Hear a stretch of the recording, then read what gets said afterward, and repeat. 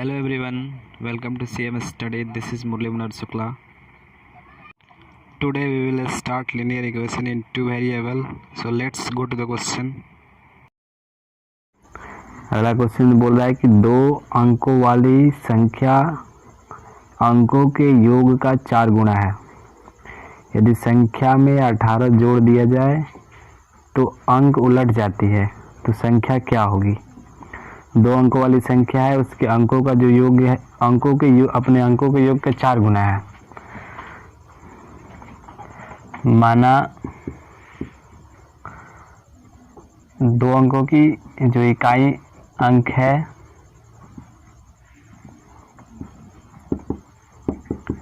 वो y है और दहाई अंक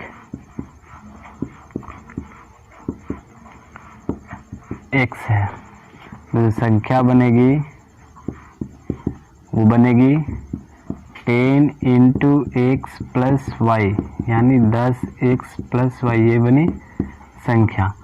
क्वेश्चन में बोल रहा है कि दो अंकों वाली संख्या अंकों के योग का 4 गुना है। यदि इन दोनों अंकों को जोड़ दिया जाए, यानी x प्लस वाई को जोड़ दिया जाए, तो ये जो संख्या होगी, दो अंकों वाली संख्या अंकों के योग का 4 गुना है।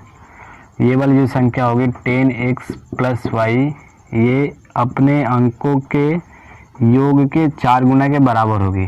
पहला इक्वेशन तो इससे बनेगा। फिर आगे बोल रहा है इसमें, यदि संख्या में 18 जोड़ दिया जाए तो अंक उलट जाती है। और बोल रहा है कि यदि संख्या यानी 10x प्लस वाई में 18 जोड़ दिया जाए तो ये जो संख्या है पलट जाती है, यानी x की जगह पे y और y की जगह पे x, यानी 10 इंटू वाई प्लस एक्स बन जाती है। यहाँ से दूसरा समीकरण मिलेगा। इस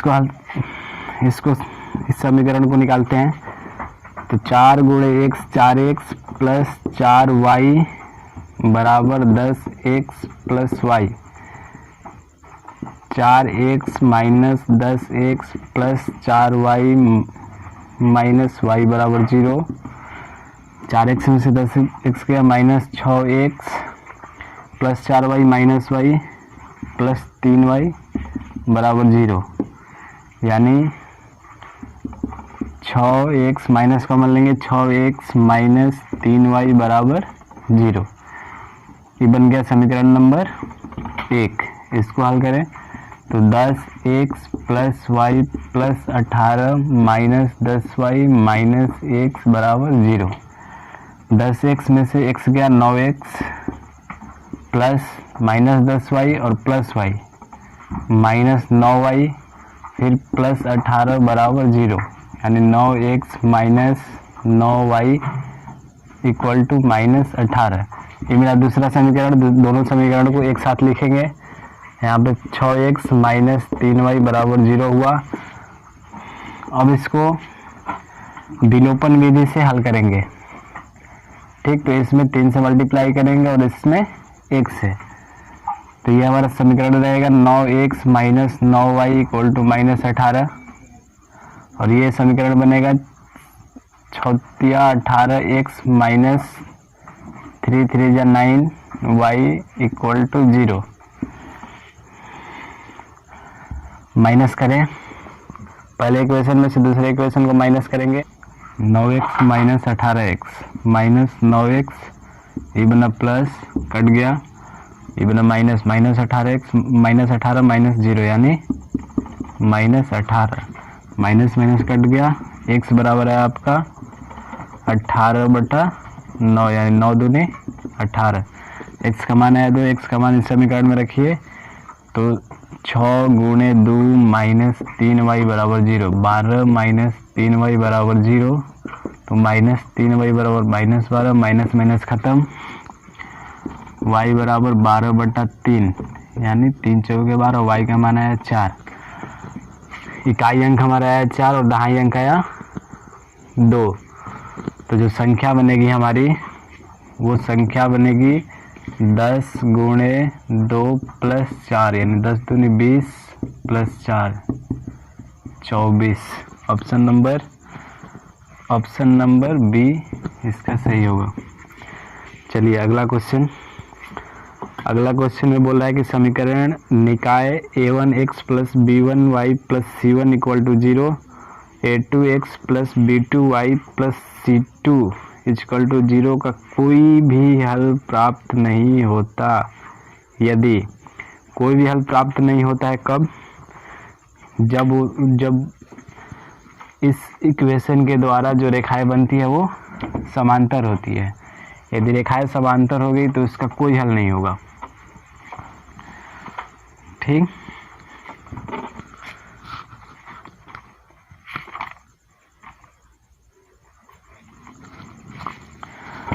और यदि रेखाएं समपाती हो जाती है तो उसका अपरिमित रूप से अनेक हल होता है, और जब रेखाएं एक दूसरे को प्रतिच्छेदित करती है तो उसका सिर्फ और सिर्फ एक हल होता है, उसको अद्वितीय हल बोलते हैं। ठीक, यदि कोई भी हल नहीं प्राप्त होता है तो जो रेखाएं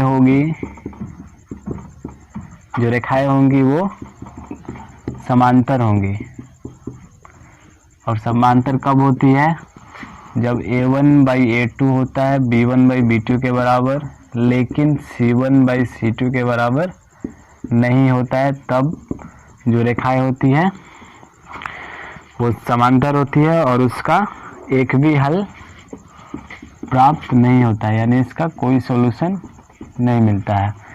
अब ऑप्शन नंबर आपका इसमें होगा a1/a2 equal to b1/b2 does not equal to c1/c2। Option number C सही होगा। अगला क्वेश्चन में बोल रहा है कि k के किस मान के लिए निम्न समीकरण युग्म के अनंत हल है।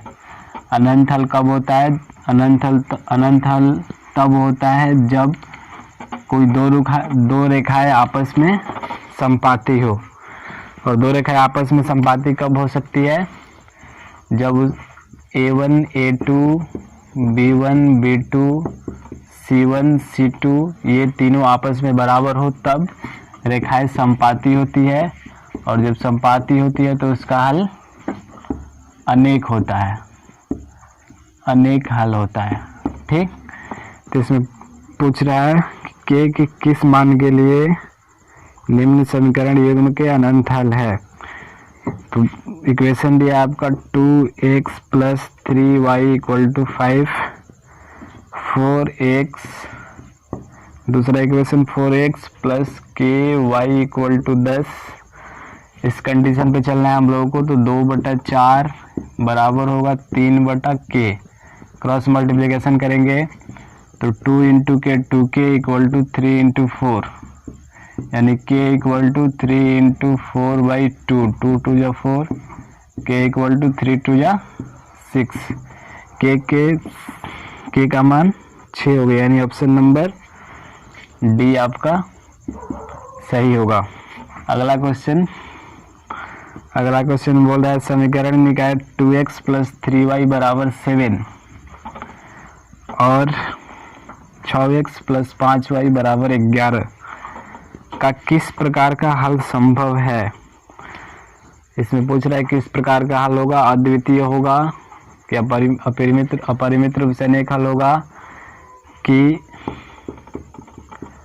कोई हल नहीं होगा। इक्वेशन दिया है आपका 2x प्लस 3y बराबर 7, और दूसरा इक्वेशन दिया है 6x प्लस 5y बराबर 11। यहाँ पे एक a1 2 है, a2 6 है, तो चेक करेंगे a1/a2, फिर b1/b2 3/5 और c1/c2 यानी -7/-11 कट गया 7/11। a1/a2 को कटाएंगे, 2 3 जा 6, 1/3 आया इसका मान। b1/b2 नहीं कटा, 3/5 आया, 7/11 आया, कोई आपस में बराबर नहीं है, यानी a1/a2 जो है वो b1/b2 के बराबर नहीं है। जब a1/a2 b1/b2 के बराबर नहीं होता है तो उस इक्वेशन का सिर्फ और सिर्फ एक हल होता है, यानी अद्वितीय हल होगा। ऑप्शन नंबर होगा आपका इसमें वास्तविक और अद्वितीय। ऑप्शन नंबर बी आपका सही होगा। अगला क्वेश्चन में बोल रहा है यदि A M does not equal to B L, यदि ए एम बी एल के बराबर नहीं है तो निम्न समीकरण युग्म ए एक्स बराबर बी वाई बराबर सी तथा L N plus M Y बराबर एन का क्या होगा। कोई हल नहीं होगा कि अद्वितीय हल होगा कि अनंत होगा कि इनमें से कोई नहीं होगा। क्वेश्चन में दिया है कि ए एम जो है वो बी एल के बराबर नहीं है। इक्वेशन दिया है पहला आपका ए एक्स प्लस बी वाई होगा, यहाँ पे इक्वल टू हो गया क्वेश्चन में बराबर सी, और दूसरा इक्वेशन दिया आपका L N plus M Y बराबर एन। इसमें बोल रहा है कि ए एम जो है बी एल के बराबर नहीं है। इसका मतलब हुआ कि ए बाई एल जो होगा वो बराबर नहीं होगा बी बाई एम का। यानी एक प्रकार से देखें तो इसका जो A1 है और इसका जो A2 है वो बराबर नहीं है इसके B1 और इसके B2 का। इसलिए इसका जो हल होगा वो अद्वितीय होगा। ठीक, यानी ऑप्शन नंबर इसका भी बी सही होगा। अगला क्वेश्चन में बोल रहा है कि निम्नांकित रैखिक समीकरणों में से किस समीकरण युग्म का अद्वितीय हल संभव है। इस क्वेश्चन को आप लोग बनाने की कोशिश कीजिएगा। अद्वितीय हल का होता है a1/a2 b1/b2 के बराबर नहीं होगा। इसमें से इस इक्वेशन में चेक कर लेना है कि इस शर्त को कौन सा इक्वेशन सेटिस्फाइड कर रहा है। जो इक्वेशन सेटिस्फाइड करेगा वही उसका आंसर होगा। अगला क्वेश्चन में बोल रहा है कि a1/a2 b1/b2 के बराबर है लेकिन c1/c2 के बराबर नहीं है। तो इस समीकरण निकाय a1x plus b1y plus c1 0 के बराबर है और दूसरा a2x b2y प्लस c2 0 के बराबर है। तो इसमें से हल होगा। तो जब a1/a2 b1/b2 के बराबर होता है लेकिन c1/c2 के बराबर नहीं होता है तो जो रेखाएं होती है वो समांतर होती है, और जब समांतर रेखाएं होती है तो उसका कोई हल नहीं होता है। यानी इस निकाय का कोई हल नहीं होगा।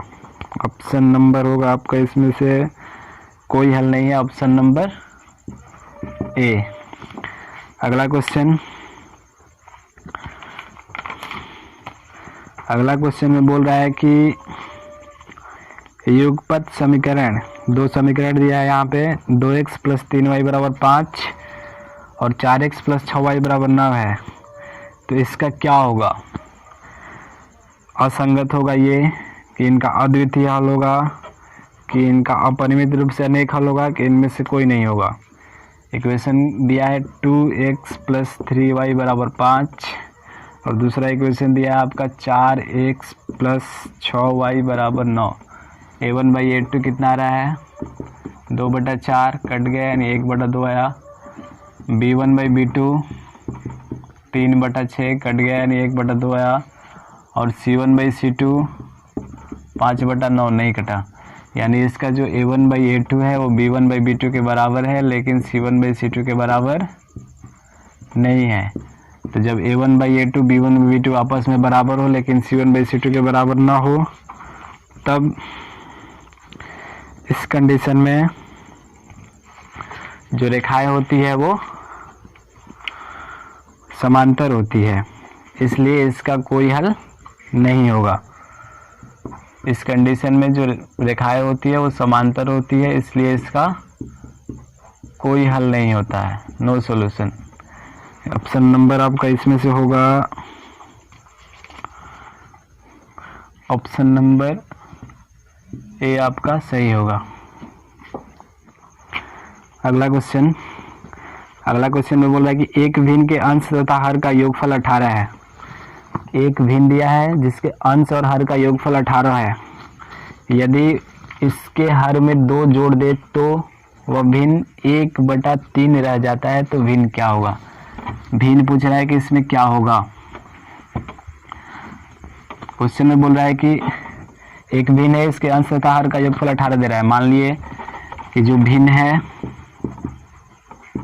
वो x/y के रूप में है, तो x बना आपका अंश और y बना आपका हर। तो अंश और हर का योगफल यानी x + y मिलके 18 बना। ये बना हमारा इक्वेशन नंबर 1।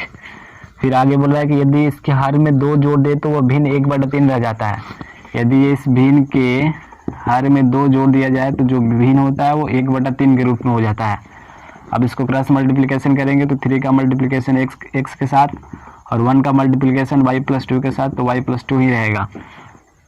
इधर करेंगे y को 3x - y = 2 हुआ। ये आपका बना समीकरण नंबर 2। दोनों को एक साथ लिखेंगे यानी x + y = 18। ये बना 3x - y = 2। दोनों को ऐड करने पे प्लस y माइनस y खत्म। ये 3x और x मिलकर 4x बना और ये बना 18 × 2 = 20। x का मान आ गया आपका 20/4 यानी 5। जब x का मान 5 आया तो x का मान किसी भी समीकरण में रख सकते हैं, 1 में रखें या 2 में रखें। जब x का मान 5 रखेंगे तो y का मान 18 - 5 यानी 13 आया। जब y का मान 13 आया और x का मान 5 आया तो इस जो भिन्न होगी हमारी x/y थी, तो x का मान 5 और y का मान 13 यानी भिन्न हमारी 5/13 होगी। ऑप्शन नंबर ए आपका सही होगा। अगला क्वेश्चन में बोल रहा है कि समीकरण युग्म दिया है का कोई हल नहीं होगा। ऑप्शन दिया है इसमें, तो k का मान क्या होगा? k का मान पूछ रहा है। इस क्वेश्चन को आप कोशिश करेंगे बनाने के लिए। अगला क्वेश्चन में बोल रहा है k के किस मान के लिए निम्न समीकरण युग्म का अद्वितीय हल है। फिर वही क्वेश्चन सेम। अगला क्वेश्चन, समीकरण युग्म x - 2y = 3, 3x + ky = 1 का एक ही हल होगा। जब फिर यहाँ पे k का मान पूछ रहा है, इस क्वेश्चन को भी आप प्रयत्न कीजिएगा, हो सकता है बन जाए। अगला क्वेश्चन में बोल रहा है यदि x + y = 7 एवं 5x + 12y = 7 हो तो x का मान होगा। इस क्वेश्चन में बोल रहा है कि 2 इक्वेशन दिया है इसमें। एक पहला दिया है x + y = 7 और दूसरा दिया है 5x + 12y = 7। पहला था आपका x + y = 7। इसमें से x का मान पूछ रहा है।